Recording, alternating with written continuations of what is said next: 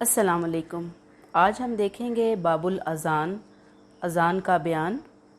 نحمدہ و نصلی علی رسولہ الکریم، اما بعد فاعوذ باللہ من الشیطان الرجیم، بسم اللہ الرحمن الرحیم۔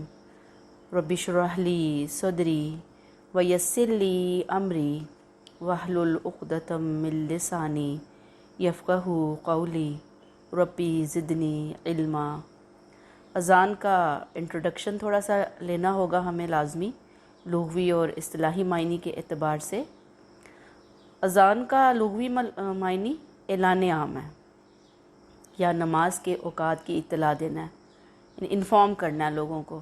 کیا ہے یہ بہت امپورٹنٹ بات ہے، اعلان کر دینا کہ نماز کا ٹائم ہو گیا، فجر کا ٹائم ہو گیا، ظہر کا ٹائم ہو گیا، عصر کا ٹائم ہو گیا۔ یعنی اذان نماز کے ٹائم کا، جماعت کے ٹائم کا اعلان ہے۔ قرآن میں یہ الفاظ اعلان کے لیے آئے، سورہ الحج میں ہے، وَأَذِّن فِي النَّاسِ بِالْحَجِّ، لوگوں میں حج کا اعلان کر دیجئے۔ سورہ توبہ میں ہے، وَأَذَانٌ مِّنَ اللَّهِ وَرَسُولِهِ إِلَى النَّاسِ، اور اللہ اور اس کے رسول کی طرف سے لوگوں کے لیے اعلان ہے۔ اب یہ جہاں جہاں اذن اور اذان کا لفظ آیا نا، اس کو جب آپ لکھیں گے وہاں پر تو انڈر لائن کیجئے گا ضرور۔ سورہ یوسف میں اذان کا لفظ دیکھیں کیسے آیا، ثم اذن مؤذن ایتھا العیر انکم لسارقون، پھر ایک اعلان کرنے والے نے اعلان کیا، قافلے والو تم چور ہو۔ یعنی اذان اعلان کے سینس میں استعمال ہوتا ہے۔ جیسے آپ نے دیکھا ہوگا مسجدوں میں، آپ دیکھتے ہیں نا کہ لاؤڈ سپیکر کا استعمال ہو رہا ہوتا ہے، تو عموماً مساجد میں لاؤڈ سپیکر سے بعض دفعہ اعلان ہوتا ہے کہ وہ بچہ کسی کا گم ہو گیا ہے، کسی کا بچہ مل گیا ہے۔ گاؤں دیہاتوں میں جائیں تو لوگ پہلے کہتے تھے کسی کی گائے بھینس جو ہے وہ چوری ہو گئی ہے، وہ مل گئی ہے، یا اس طرح کی چیزیں جو ہیں، مختلف قسم کے اعلانات آپ دیکھیں سپیکر سے ہوتے ہیں۔ تو یہ تو جب اذان دی جاتی ہے اللہ اکبر اللہ اکبر، تو یہ جب مختلف اوقات میں اذان دی جاتی ہے تو ان اوقات کی نماز اور جماعت کی طرف بلایا جاتا ہے، متوجہ کیا جاتا ہے لوگوں کو۔ شرعی اصطلاح اذان مخصوص کلمات کا نام ہے جن کے ذریعے مسلمانوں کو نماز کے لیے بلایا جاتا ہے، یعنی مردوں کو جماعت کے لیے آ جاؤ۔ اذان کے لیے ندا کا لفظ بھی استعمال ہوا ہے۔ سورہ جمعہ میں ارشاد ہے، یا ایھا الذین آمنوا اذا نودی للصلاۃ من یوم الجمعۃ فاسعوا الی ذکر اللہ، اے ایمان والو جب جمعے کے دن نماز کے لیے پکارا جائے تو اللہ کے ذکر کی طرف دوڑ پڑو۔ کیا ہے وہ ندا، نودی للصلاۃ، یعنی اذان اور ندا دونوں لفظ سملر میننگ میں استعمال ہوتے ہیں۔ اذان کی ابتدا شب معراج میں نبی کریم صلی اللہ علیہ وسلم نے ایک فرشتے کو اذان دیتے ہوئے سنا۔ کہتے ہیں مکہ میں کفار کی سخت مخالفت تھی، اذان کا حکم نہیں تھا، لوگ چھپ کے نماز پڑھنے پہ مجبور ہوئے تھے۔ پھر ہجرت ہوئی، مدینہ میں ضرورت محسوس ہوئی کہ اب کوئی پراپر طریقہ ہونا چاہیے لوگوں کو نماز کے لیے اکٹھے کرنے کے لیے، تو آپ صلی اللہ علیہ وسلم نے صحابہ سے مشورہ کیا۔ صحابہ نے جو رائے دی ان میں سے ایک تھا کہ ناقوس بجایا جائے جیسے یہودیوں کے ہاں بجایا جاتا ہے۔ کسی نے کہا عیسائیوں کی طرح گھنٹیاں بجائی جائیں جیسے چرچ میں گھنٹیاں بجائی جاتی ہیں، مندروں میں بھی آپ نے دیکھا ہوگا گھنٹیاں بجائی جاتی ہیں، لیکن ایک نے کہا کہ منادی کروائی جائے، یعنی کہ اعلان کرایا جائے کہ نماز تیار ہے، نماز تیار ہے۔ لیکن یہ سب سجیشنز پسند نہیں کی گئیں۔ ایسے ہی اسی دوران حضرت عبداللہ بن زید رضی اللہ تعالیٰ عنہ نے ایک خواب دیکھا کہ ایک فرشتہ انہیں اذان کی تلقین کر رہا ہے۔ وہ کہتا ہے کہ آئیے اذان پڑھیے۔ انہوں نے اس کی اطلاع نبی کریم صلی اللہ علیہ وسلم کو دی۔ آپ صلی اللہ علیہ وسلم نے حضرت عبداللہ رضی اللہ تعالیٰ عنہ سے کہا کہ یہ کلمات حضرت بلال رضی اللہ تعالیٰ عنہ کو سکھاؤ کہ وہ ایسے ہی اذان دیں۔ پھر جب حضرت بلال رضی اللہ تعالیٰ عنہ اذان دے رہے تھے تو حضرت عمر رضی اللہ تعالیٰ عنہ اپنے گھر سے چادر گھسیٹتے ہوئے نکلے اور عرض کی کہ مجھے خواب میں یہی کلمات سنائی دیے ہیں۔ ٹھیک ہے، تو یہ مختلف واقعات ہیں جو ہمیں ملتے ہیں، لیکن اصل چیز کیا ہے کہ خود حضور کو اذان کے کلمات بذریعہ وحی بتائے گئے تھے۔ یہ بہت امپورٹنٹ بات ہے، اس کو انڈر لائن کر دیں۔ یعنی ایک تو یہ ہے کہ پھر ہے نا کہ پیچھے سورہ جمعہ میں ہمیں پڑھا ہے کہ اذا نودی للصلاۃ، نماز کے لیے پکارا جائے، بلایا جائے، تو وہ تو پکار لگائی تھی، لیکن چونکہ اذان کے الفاظ قرآن میں نہیں ہے، نبی کریم صلی اللہ علیہ وسلم سے آئے ہیں، تو زیادہ اوتھینٹک بات یہی ہے کہ یہ آپ صلی اللہ علیہ وآلہ وسلم کو سکھائے گئے ہیں وحی کے ذریعے پہلے، اس کے بعد مختلف صحابہ کرام نے بھی اس کو خواب میں دیکھ لیا۔ بہرحال نماز کے لیے اذان دینا سنت ہے، انڈر لائن کر لیجئے، نماز کے لیے اذان سنت ہے، فرض نہیں ہے، واجب نہیں ہے، ٹھیک ہے، سنت ہے۔ اسلامی شاعر ہیں، امام محمد رحمۃ اللہ علیہ کا قول ہے کہ اگر کسی آبادی کے لوگ اذان نہ دینے پر متفق ہو جائیں تو ان کے خلاف قتال کیا جائے گا۔ ٹیکسٹ شروع کرتے ہیں۔ اب یہ انٹروڈکشن آپ کے ذہن میں ہونا چاہیے، آپ کے آبجیکٹو کے لیے، شارٹ کوسچن آنسر کے لیے۔ اگر آپ کو کوئی تشریح وغیرہ اس طرح سے آ جاتی ہے جہاں پہ تھوڑا بہت آپ کو کچھ اور لکھنا ہی نہیں آ رہا، تو تھوڑا بہت آپ 8-10 جملے اذان کی اہمیت اور اس کی انٹروڈکشن کے بارے میں دے سکتے ہیں۔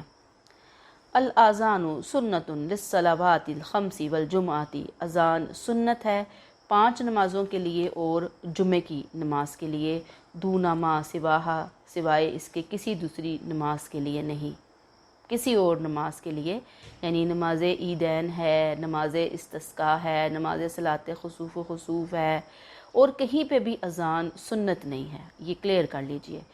اب اس میں اذان سنت کون سی سنت ہے، اب اس میں بھی اختلاف ہے، سنت موقدہ ہے، غیر موقدہ ہے۔ اذان 5 نمازوں جمعے کے لیے سنت ہے، سب علماء اس پر متفق ہیں کہ اذان سنت موقدہ ہے۔ موقدہ جس سنت کی آپ صلی اللہ علیہ وسلم نے بہت تاکید کی ہے، اس کا ثبوت قرآن اور سنت دونوں سے ہوتا ہے۔ آپ آیا قرآن میں آیا وَإِذَا نَادَيْتُمْ إِلَى الصَّلَاةِ اتَّخِذُوهَا هُزُوًا وَلَعِبًا، جب تم نماز کے لیے بلاتے ہو تو وہ کفار اسے ہی کھیل اور تماشا بنا لیتے ہیں، یعنی جب تم نماز کے لیے پکارتے ہو تو کفار اس پر تمسخر کرتے ہیں۔ اور حضرت عبداللہ بن زید رضی اللہ تعالیٰ عنہ والی حدیث میں کہ حضور نے یہ خواب سن کر فرمایا کہ یہ خواب برحق ہے، اٹھو اور بلال کو یہ الفاظ سکھاؤ، ان کی آواز بہت بلند اور سریلی ہے۔ تو یہ جو نماز ہے یعنی کہ اذان ہے، یہ لازمی ہے، سنت موقدہ ہے، یعنی کوشش ہوگی 100% کہ کیا جائے، اس کو فالو کیا جائے اس حکم کو۔ پھر جہاں پہ نہیں ممکن ہوگا پھر وہاں پہ آہستہ سے اذان دے دی جائے گی، بلند آواز میں نہیں دی جائے گی۔ اور اس کے علاوہ یہ جو ہے جمعہ کا ذکر خصوصیت سے کیوں کیا گیا ہے کہ اس میں 2 اذانیں ہوتی ہیں، یہ آپ دیکھیں گے کہ ایک پہلے اذان ہوتی ہے، پھر تھوڑی دیر کے بعد خطبہ وغیرہ ہونے کے بعد دوسری اذان ہوتی ہے۔ ان نمازوں کے علاوہ کسی نماز کے لیے اذان مسنون نہیں ہے، نماز جنازہ، نماز تراویح، نماز وتر، نماز عیدین، صلاۃ استسقاء، صلاۃ کسوف خسوف، صلاۃ استخارہ، صلاۃ اوابین، ان کے لیے کوئی بھی نہیں ہے۔ جیسے ابھی آپ نے دیکھا ہوگا کہ کرونا ہوا تھا تو لوگوں نے اذانیں دینا شروع کر دی تھی ادھر ادھر، بہرحال سنت سے یہ چیزیں ہمیں نہیں نظر آتی۔ پھر آتا ہے ولا ترجیع فیہ، اس میں ترجیح نہیں ہے، یہ اب بڑی امپورٹنٹ بات ہے آپ کے شارٹ کوسچن آنسر کے لیے۔ ترجیح اذان کا حصہ نہیں ہے، ترجیح ہر شہادتین کو دہرانا، اس کا اذان میں ترجیح نہیں ہے، یہ امام ابو حنیفہ کا مسلک ہے۔ امام شافعی اور امام مالک رحمۃ اللہ علیہم کہتے ہیں کہ ترجیح ہے۔ ترجیح کیسے ہوگی؟ اشہد اللہ الہ الا اللہ اور اشہد ان محمد الرسول اللہ ایسا کہا جائے گا پہلے، پھر دوبارہ یہی کلمات بلند آواز سے کہے جائیں گے، ٹھیک۔ اب امام شافعی اور امام مالک جو کہتے ہیں کہ 2 دفعہ کہنے ہیں، انہوں نے حدیث یہ کی ہے، بخاری کے سوا تمام صحاح 6 کی کتابوں میں ہے کہ جب ابو محذرہ اوپر ہم پڑھ کر آئے ہیں کہ انہیں حضور نے اذان کی تعلیم دی تو پہلے انہوں نے شہادتین کو آہستہ کہا، پھر نبی کریم صلی اللہ علیہ وسلم نے انہیں بلند آواز سے پڑھنے کا حکم دیا۔ تو اس حدیث کو وہ اٹھاتے ہیں اور وہ کہتے ہیں کہ 2 دفعہ شہادتین پڑھی جائے گی۔ امام ابو حنیفہ نے، حنفیہ جو ہیں، انہوں نے حضرت عبداللہ بن زید رضی اللہ تعالیٰ عنہ اور حضرت عمر رضی اللہ تعالیٰ عنہ کے خواب والی حدیث سے استدلال کیا کہ وہاں پہ ترجیح کا ذکر نہیں ہے۔ حضور صلی اللہ علیہ وسلم نے حضرت بلال رضی اللہ تعالیٰ عنہ سے 10 سال تک مدینہ میں اذان کہلوائی، اس میں ترجیح نہیں تھی۔ حضرت ابو محذرہ رضی اللہ تعالیٰ عنہ چونکہ مسجد الحرام کے مؤذن تھے، خانہ کعبہ میں، وہاں پہ ترجیح موضوع تھی کیونکہ وہاں کے لوگ توحید و رسالت کے منکر تھے، اس لیے ان کے سامنے توحید و رسالت کا اعلان بتکرار کرنا مناسب تھا۔ یہ آپ سمجھ لیں پوائنٹ، ٹھیک ہے۔ اگر ترجیح اذان کا جز ہوتی تو حضور صلی اللہ علیہ وسلم مدینہ میں بھی ایسا ہی کرواتے۔ تو یہ اب آپ کے آبجیکٹیو کے لیے شارٹ کوسچن آنسر کے لیے ولا ترجیح آفی کہ اس میں ترجیح نہیں ہے، یا جب آپ اس کی تفسیر لکھیں تو آپ امام ابو حنیفہ کا قول وہ کس دلیل کو لیتے ہیں، امام مالک اور امام شافعی کا قول وہ کیا کہتے ہیں، کون سی دلیل لیتے ہیں، یہی تشریحوں کے اندر آپ نے لکھنی ہے، اس کی ریزن لکھنی ہے، ٹھیک ہے، کہ مدینہ میں کیوں نہیں تھی، مکہ میں تھی، اس کی کیا ریزن تھی، ٹھیک۔ تو اللہ کرے کہ اس طرح کی چیزیں آپ کے جب پیپر آئے تو اس میں آئیں تو تاکہ آپ کے پاس لکھنے کے لیے اچھا مٹیریل ہو جائے نا۔ پھر ہے وَيَزِيدُ فِي أَذَانِ الْفَجْرِ بَعْدَ الْفَلَاحِ، اور فجر کی اذان میں اضافہ کیا جائے گا ہی علی الفلاح کے بعد، کیا الصلاۃ خیر من النوم، الصلاۃ خیر، نماز نیند سے بہتر ہے، مرتين، 2 بار فجر کی اذان میں اس کلمے کا اضافہ کیا جائے گا، کیا الصلاۃ خیر من النوم۔ پھر اس میں مختلف کتابوں کے حوالے دیے ہیں، ابو داؤد، نسائی، ابن ماجہ، معجم طبرانی، کہ حضرت بلال رضی اللہ تعالیٰ عنہ حضور صلی اللہ علیہ وسلم کو صبح کی نماز کے لیے جگایا کرتے تھے، کیونکہ حضور صلی اللہ علیہ وسلم تہجد پڑھنے کے بعد ہلکی سی نیند لے لیا کرتے تھے۔ ایک مرتبہ حضرت بلال رضی اللہ تعالیٰ عنہ نے بے ساختہ الصلاۃ خیر من النوم کے الفاظ جگانے کے لیے کہہ دیے، تو حضور صلی اللہ علیہ وسلم نے یہ الفاظ فجر کی اذان میں حکم دیا کہ رکھ دیے جائیں، اس وقت سے یہ اذان فجر کا حصہ بن گئے۔ کب پڑھے جائیں گے؟ حی علی الصلاۃ، حی علی الفلاح کے بعد فوراً الصلاۃ خیر من النوم۔ آپ نے سنی بھی ہوگی فجر کی اذان، ذرا اگر نہیں بھی سنی تو آپ کبھی چانس ملے، اور خاص طور پہ میں یہی کہتی ہوں کہ ان تمام کاموں کے لیے آپ کو رمضان کا ویٹ کرنا پڑے گا، اور وہاں پہ آپ اگر نہیں صبح اٹھنے کے عادی تو آپ وہاں پہ اذان سنیں گے، دیکھیں گے کہ الصلاۃ خیر من النوم کے الفاظ کہاں آتے ہیں اور کتنی دفعہ آ رہے ہیں، اور اب یہ دونوں 2 دفعہ آ رہے ہیں، ٹھیک ہے نا۔ یہ اس میں اب ایسی کوئی بات نہیں ہے۔ اگلی بات کیا ہے؟ والاقامۃ مثل الاذان، اور اقامت بھی اذان کی ہی مانند ہے، الا انہ یزید فیہا بعد حی علی الفلاح، اس میں صرف اس چیز کا اضافہ کیا جائے گا حی علی الفلاح کے بعد، یعنی اقامت میں حی علی الفلاح کے بعد ایک ایڈیشن ہوگا، وہ کیا ہے؟ قد قامت الصلاۃ مرتين، کہ قد قامت الصلاۃ، نماز، تحقیق نماز کھڑی ہو گئی، 2 دفعہ یہ جملے کہے جائیں گے، حی علی الفلاح کے بعد 2 دفعہ قد قامت الصلاۃ، قد قامت الصلاۃ کہا جائے گا کہ بھئی نماز کھڑی ہو رہی ہے، کھڑی ہو رہی ہے، انفارم کیا جائے گا۔ مسجد میں بھی لوگ موجود ہیں نا، مسجد کے باہر کھڑے ہوں گے لوگ، مسجد میں وہاں پہ وضو کر رہے ہوں گے، تو ان کو بتانا ہے کہ بھئی نماز کھڑی ہوگی، قد قامت الصلاۃ، قد قامت الصلاۃ۔ پھر اس کے علاوہ اس میں ایک اور اہم بات ہے، یہ جو اقامت کی بات آ گئی ہے، وَيَتَرَسَّلُ فِي الْآذَانِ وَيَحْضُرُ فِي الْإِقَامَةِ، اور اس میں جو ہے نا اذان جو ہے وہ ٹھہر ٹھہر کر دی جائے گی، اور اقامت ذرا جلدی جلدی پڑھی جاتی ہے، اور اِسْتَقْبِلُوا بِهِمَ الْقِبْلَةَ، اور ان دونوں کے جب دیا جائے گا، یعنی اذان جب دی جائے گی، اقامت کہی جائے گی، تو رخ جو ہے وہ قبلے کی طرف کیا جائے گا، استقبال قبلہ کیا جائے گا۔ اب اس کی تشریح کیا ہے؟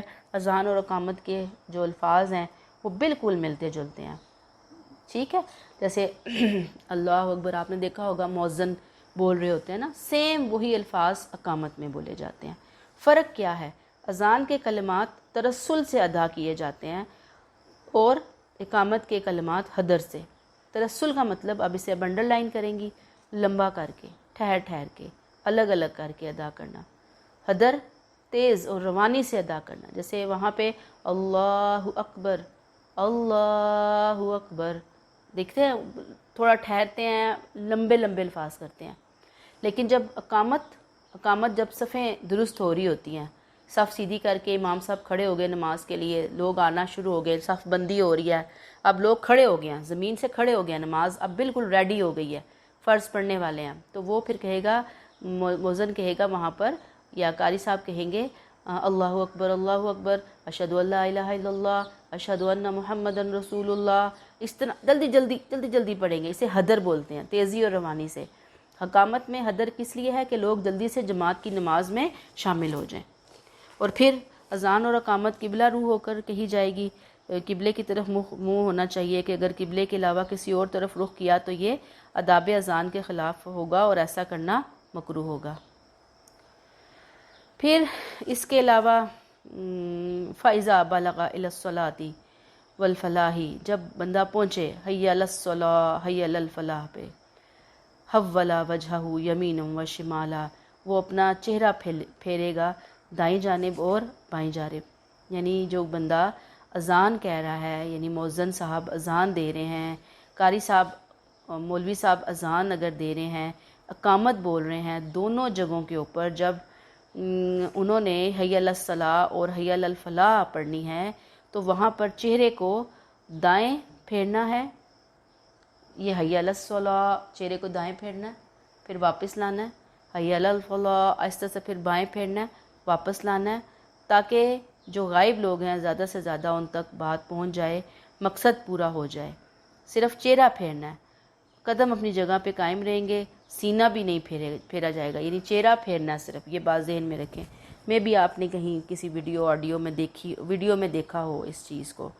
اقامت چونکہ صرف حاضرین کے لیے ہوتی ہے، اس لیے اس میں دائیں بائیں چہرہ نہیں پھیرنا چاہیے.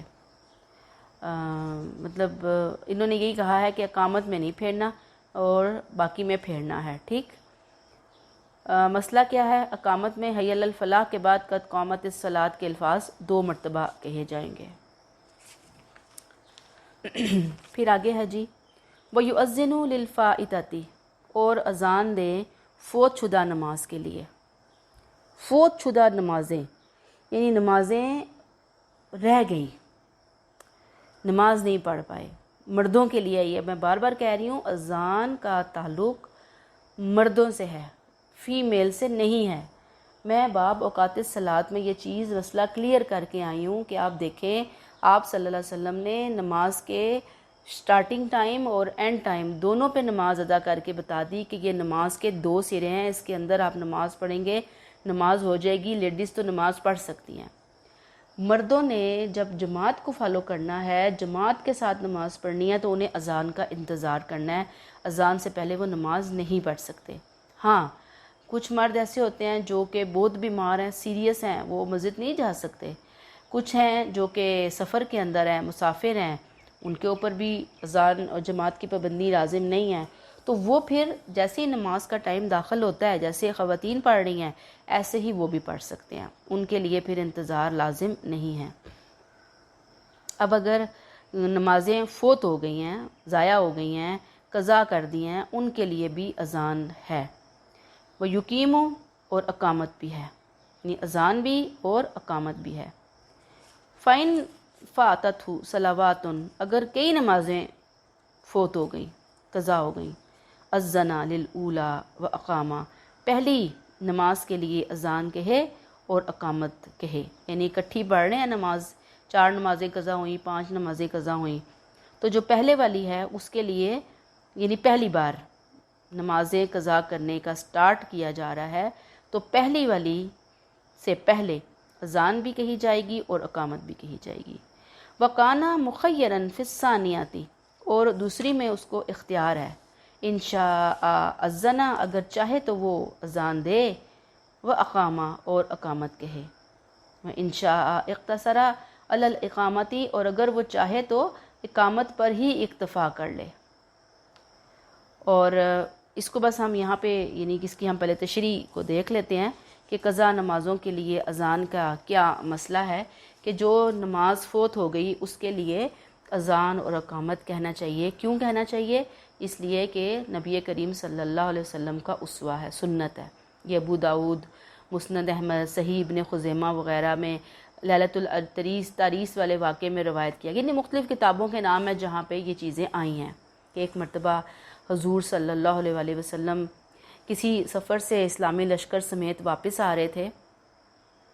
ایک وادی میں رات کو قیام فرمایا تو حضرت بلال رضی اللہ تعالیٰ عنہ کو حکم دیا کہ وہ جاگتے رہیں اور صبح کی نماز کے لیے سب کو جگا دیں. تھکاوٹ کی وجہ سے حضرت بلال رضی اللہ تعالیٰ عنہ بھی سو گئے، یعنی کہ سفر سے واپس آ رہے تھے. وہ سفر تو ظاہر بات ہے کہ آپ کے سارے غزوات ہی تھے اور تو کچھ بھی نہیں تھا، تو بہت تھکا دینے والا یقیناً یہ سفر ہوتا ہے. تو حضرت بلال کو کہا کہ آپ ہمیں صبح جگائیں. تھکاوٹ کی وجہ سے حضرت بلال رضی اللہ تعالیٰ عنہ بھی سو گئے. اس طرح تمام لوگوں کی صبح کی نماز جاتی رہی. جب بیدار ہوئے تو وہاں سے پھر روانہ ہوئے آگے. کیوں روانہ ہو گئے؟ ظاہر بات ہے کہ وہ مکروہ ٹائم ہوتا ہے، وہ تھوڑا سا گزارا ہے، آگے چلا قافلہ، وہاں آگے جا کر نماز فجر اذان اور اقامت کے ساتھ ادا فرمائی، جیسے پراپر نماز ہوتی ہے ایسے ادا کی. تو یہ حدیث جو ہے یہ عبداللہ بن مسعود رضی اللہ تعالیٰ عنہ، عمران بن حسین رضی اللہ تعالیٰ عنہ، حضرت بلال رضی اللہ تعالیٰ عنہ اور حضرت ابو ہریرہ رضی اللہ تعالیٰ عنہ سے مروی ہے. اور اگر کئی نمازیں فوت ہو گئی ہیں تو پہلی نماز کے لیے اذان اور اقامت دونوں کہی جائیں گی، دوسری باقی نمازوں کے لیے اختیار ہے، چاہیں تو اذان اور اقامت دونوں کہیں، چاہیں صرف اقامت کہیں. وجہ کیا ہے اس کی؟ اس کو انڈر لائن کریں گے. اذان غائب لوگوں کی اطلاع کے لیے، جو موجود نہیں ہیں ان کو انفارم کیا جاتا ہے اونچی بات. اس وقت تو آپ کو پتہ ہے کہ وہ ہوتے ہی نہیں تھے اسپیکر وغیرہ بھی، تو لوگ جو ہے نا جو بہت تیز آواز والے لوگ ہوتے تھے انہیں عموماً جہاں پہ مسجد وغیرہ ایسی ہوتی تھی اونچی جگہوں کے اوپر انہیں کہہ دیا جاتا تھا کہ وہ کھڑے ہوں اور کھڑے ہو کر وہ اذان دیں تاکہ لوگ سن لیں اور ان کو پتہ چلے کہ اذان جو ہے وہ ہو گئی ہے اور نماز کا جماعت کا ٹائم ہونے والا ہے. اور یہ مقصد پہلی اذان سے چونکہ حاصل ہو چکا ہے. اقامت جو ہے وہ حاضرین کے لیے ہوتی ہے کہ وہ صف بندی کر لیں، ان صفوں میں کھڑے ہو جائیں، لائنیں بنا لیں، ڈسپلن کا مظاہرہ کریں اور نماز کے لیے اٹھ کھڑے ہوں. اس لیے بعد میں اقامت کہی جا سکتی ہے، اور وہ بھی اکتفا وہ یہ ہے کہ بھئی دیکھی جائے گی اگر وہ کہنی ہے بعد میں یا نہیں کہنی. ٹھیک ہے. پھر کیا ہے جی؟ وَيَنبَغِي أَن يُؤَذِّنَ وَيُقِيمَ عَلَى طُهْرٍ، بہتر یہ ہے کہ اذان بھی دے اور اقامت کہے علی طہر، پاکیزگی کی حالت ہونی چاہیے ان دونوں کے وقت. اذان اور اقامت کہتے ہوئے امام صاحب کو، مؤذن صاحب کو پاک ہونا چاہیے، پاکیزہ ہونا چاہیے. فَإِنْ أَذَّنَ عَلَى غَيْرِ وضو، لیکن امام صاحب نے، مؤذن صاحب نے بغیر وضو کے اذان دے دی، جائز ہے، ہو گئی، اذان ہو گئی. وَيَكْرَهُ أَن يُقِيمَ عَلَى غَيْرِ وضو، لیکن مکروہ ہے کہ وہ اقامت وضو کے بغیر کہے. او یؤذن، یا اذان دے وہوا جنوبن، حالت جنابت کے اندر. اب یہ کیا مسئلہ ہے؟ اب یہ مسئلہ کیا ہے کہ ناپاک آدمی کا اذان دینا جائز نہیں ہے، مکروہ ہے. ٹھیک. لیکن اگر کوئی دے دیتا ہے اذان، یہاں پہ امام ابو حنیفہ ان حنفیہ کی رائے کیا ہے؟ وہ کیا ہے کہ ینبغی ان یؤذن یقیم علی طہر، پاکیزگی کی حالت میں اذان اور اقامت ہے. لیکن انہوں نے کیا؟ فَإِنْ أَذَّنَ عَلَى غَيْرِ وضو جازا، وضو کے بغیر اگر اذان دے دی، یعنی پچھی پارٹی کی ہے اور پھر اس کے بعد وضو نہیں کیا، اذان دے دیا آ کے، تو وہ کہتے ہیں ہو گئی ہے. لیکن اگر آدمی ناپاک ہے، یعنی اس کے اوپر غسل واجب ہو چکا ہے، مردوں کی بات ہو رہی ہے یہاں پہ، لیڈیز کی بات ہی نہیں ہو رہی، غسل واجب ہو گیا، اسے حالت جنابت کہا جاتا ہے. میاں بیوی کے خاص تعلقات کے حوالے سے یہ ٹرم یوز ہوتی ہے. تو ناپاک آدمی کا اذان دینا بھی مکروہ ہے، اگرچہ اعلان یعنی اطلاع دینے کا مقصد حاصل ہو جاتا ہے، لیکن یہ پسندیدہ نہیں ہے. ہاں، اس میں جو جتنی اجازت ہے وہ کیا ہے، یعنی کہ اگر ایک بندہ ناپاک ہے تو پھر اذان اگر اس نے دے دی تو چلو گزارا ہے، لیکن اقامت نہیں بولے گا. اس کی وجہ یہی ہے کہ اقامت تو مسجد میں ہوتی ہے اور حالت جنابت میں مسجد میں داخل ہونا حرام، پہلی بات. دوسری بات یہ کہ اقامت تو ہو ہی رہی ہے کہ بھئی بس سب کھڑے ہو کر بس ساتھ ہی نماز کا سٹارٹ ہو رہا ہے. تو اگر پھر وہ بندہ اس وقت حالت جنابت میں اقامت کہے گا تو خود نماز نہیں پڑھے گا، وہ لوگوں کی نمازیں بھی خراب کروائے گا. اقامت کہہ کر حالت گندگی کے اندر پھر وہ جائے گا، پھر وہ غسل کر کے آئے گا، تو یہ تو بڑی ایک عجیب صورتحال بن جائے گی نا. جیسے اب یہ ہوتا ہے کہ جیسے اس نے ناپاکی کی حالت میں اذان دے دی، لیکن 15 منٹ کے بعد عموماً ساری نماز کے ٹائمنگز آتے ہیں، یعنی جماعت کے ٹائم 15-12 منٹ دیتے ہیں. تو اگر پھر وہ بھاگم بھاگ گیا، جا کے غسل کر کے آ گیا، تو چلیں پھر تو کوئی صورتحال بنتی ہے، یا اس نے نماز ہی نہیں پڑھنی ہوگی، خالی اس نے اذان دے دی. ہمارے ہاں اللہ معاف کرے اس طرح کے بھی تو لوگوں کے معاملات ہو جاتے ہیں نا. تو چلیں وہ قابل قبول ہوگی اذان حالت ناپاکی کے اندر، لیکن باقی معاملات قابل قبول نہیں ہوں گے. اور پھر بات وہی ہے کہ مسجد میں ہی نہیں اس نے تو آنا گندگی کے ساتھ. اگلا مسئلہ کیا ہے جی؟ وَلَا يُؤَذِّنُ لِصَلَاةٍ قَبْلَ دُخُولِ وَقْتِهَا، اور کسی نماز کا وقت ہونے سے پہلے اذان نہ دی جائے. الا فی الفجری عند امام ابو یوسف، امام ابو یوسف کے نزدیک فجر کی نماز اس شرط سے مستثنیٰ ہے، یعنی کوئی بھی نماز کا وقت نہیں ہوا تو اذان نہیں دی جا سکتی نماز کا ٹائم شروع ہونے سے پہلے۔ یہ امام ابو حنیفہ کا مسلک ہے، جبکہ انہی کے ہاں امام ابو یوسف جو ہیں ان کے شاگرد رحمۃ اللہ علیہ، وہ کہتے ہیں کہ نہیں، فجر کی اذان طلوع فجر سے پہلے دی جا سکتی ہے۔ اس کی ریزن وہ کیا دیتے ہیں کہ حضرت بلال رضی اللہ تعالیٰ عنہ اذان فجر صبح طلوع ہونے سے پہلے دیا کرتے تھے۔ حدیث میں ہے کہ انا بلالا یؤذن باللیل، حضرت بلال رات کے وقت اذان دیا کرتے تھے کہ الفاظ آئے ہیں، مگر باقی لوگ اس کا جواب یہ دیتے ہیں کہ یہ اذان تہجد کے لیے ہوتی تھی، یعنی حضرت بلال رضی اللہ تعالیٰ عنہ تہجد کے لیے اذان دیا کرتے تھے۔ یہ اذان رمضان میں ہوتی تھی، لوگوں کو جگانے کے لیے، سحری کھانے کے لیے، تناول کرنا کھانے کے لیے۔ یہ باتیں حدیثوں سے ثابت ہیں، یعنی جو حضرت امام ابو حنیفہ نے جو مسلک لیا، ان کا تو یہ خیال ہے نا کہ وہ اس مسلک کے اوپر ہے کہ بھئی وقت داخل ہونے سے پہلے کوئی بھی اذان نہیں دی جا سکتی، وہاں پہ تو کوئی جھگڑا ہے ہی نہیں۔ انہی کے شاگرد نے ایک الگ رائے قائم کر لی، اور وہ حضرت بلال کی اس روایت سے کی کہ جو وہ رات کو اذان دیا کرتے تھے، ٹھیک ہے، کہ یہ اذان صرف دی جا سکتی ہے، باقی 4 نمازوں کی جو اذانیں ہیں وہ وقت سے پہلے نہیں دی جا سکتی۔ یعنی ایسا نہیں ہو سکتا کہ آپ ظہر جیسے آج کل میں نے آپ کو بتایا تھا کہ مکروہ ٹائم 11:50 پہ سپوز شروع ہو رہا ہے اور 12:20 تک جا رہا ہے، 12:10 تک جا رہا ہے، تو 20-25 منٹ ہیں، تو آپ ظہر کی اذان جو ہے وہ کوئی 10 بجے، 10:30 بجے، 11 بجے دینا شروع کر دے، نہیں۔ عصر کی اذان ہے تو وہ ظہر کے ٹائم میں دینا شروع کر دے، یہ بالکل یعنی رولز اینڈ ریگولیشنز کے خلاف ہیں، اس کی اجازت ہی نہیں ہے۔ لیکن یہاں پہ امام ابو یوسف کہتے ہیں اب آپ نے نا یہی چیزیں یاد رکھنی ہیں۔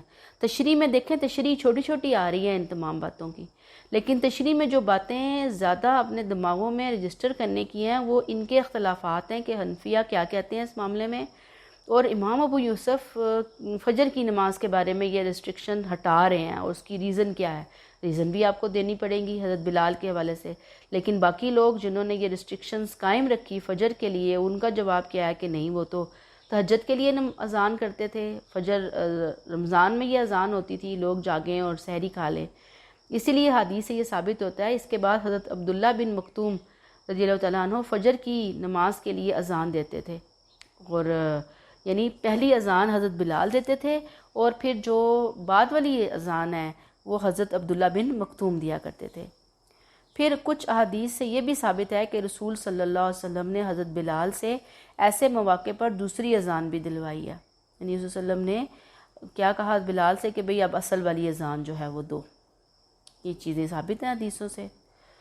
اور یہ آگے بک کا نام لکھا ہوا ہے، اس کو آپ چھوڑ دیں، پھر اس میں ایک آپ لکھ دیں کہ کسی جگہوں پہ لکھا ہوا ہے کہ بلال رضی اللہ تعالیٰ عنہ کی فجر سے پہلے والی اذان صرف رمضان المبارک میں ہوتی تھی تاکہ لوگ جاگ اٹھیں، تہجد پڑھنے والے سحری کھا لیں۔ اس کے بعد وہ اذان جو ہے وہ دوبارہ سے، جیسے میں نے ابھی آپ کو اوپر بتایا کہ رسول صلی اللہ علیہ وسلم حضرت بلال سے دوبارہ بھی اذان دلوایا کرتے تھے، ٹھیک ہے۔ تو یہ آپ کا جیسے ٹاپک ہو گیا، باب اوقات ہم نے پہلا پڑھ لیا، باب الاذان پڑھ لیا۔ اب اس میں سے درمیان میں سے کوئی پیرا آ جائے گا، آپ نے جب پیروں کو اچھے طریقے سے سمجھ کے رٹا لگایا ہوا ہوگا، یعنی عربک ٹیکسٹ کو، اور اس کے مسئلوں کو سمجھا ہوا ہوگا، تو پھر آپ کو پیرا کہیں سے بھی آ جائے آپ کو ذرا بھی کنفیوژن نہیں ہوگی۔ لیکن اگر آپ کے پیرے ہی ترجمے کے ساتھ اچھے طریقے سے تیار نہیں ہیں، آپ کی انڈرسٹینڈنگ نہیں ہے ان تمام معاملات کے اندر، تو پھر جہاں سے بھی پیرا آئے گا آپ انتہائی پریشان ہوں گے، اور اسٹوڈنٹس پریشان ہو رہے ہوتے ہیں، پتہ نہیں کیا قیامت ٹوٹ پڑی، فکر نہیں ہو گیا، کیا مصیبت آ گئی ہے۔ یہ مصیبت نہیں ہے، اس کو توجہ سے اور شوق سے اور دعاؤں سے جب آپ سیکھنے کی کوشش کریں گے تو آپ دیکھیں گے کہ اس میں آپ کو ذرا بھی مشکل نہیں لگے گا۔ آپ کو یہاں پہ تھوڑا سا جو ٹرمز ہیں وہ تھوڑی مشکل لگیں گی، امام ابو حنیفہ یہ کہہ رہے ہیں، امام مالک، امام شافعی کیا کہہ رہے ہیں، اور فلاں باقی کتابوں کے نام دینے کی تو ضرورت ہی نہیں ہے، لوگوں کے نام دینے کی بالکل ضرورت ہے، ٹھیک ہے۔ اور بالکل ایکوریٹ آپ نے باتیں کرنی ہیں ان کی تشریحوں کے اندر. کہیں پہ بھی آپ نے یہ نہیں کرنا کہ اپنی طرف سے آپ تشریح بیچ میں ڈال دیں اور آپ کہیں کہ جی یہ بڑی اس کی مطلب یہ ٹھیک ہے اور میں اس میں جو چاہوں لکھ سکتی ہوں. نہیں، ہم نہیں لکھ سکتے. جو بات جتنی ہے اس ٹیکسٹ سے ریلیٹڈ اتنی ہی لکھنی ہے. ذرا برابر نہ آگے جائیں، ذرا برابر نہ پیچھے جائیں. ٹھیک ہے؟ السلام علیکم.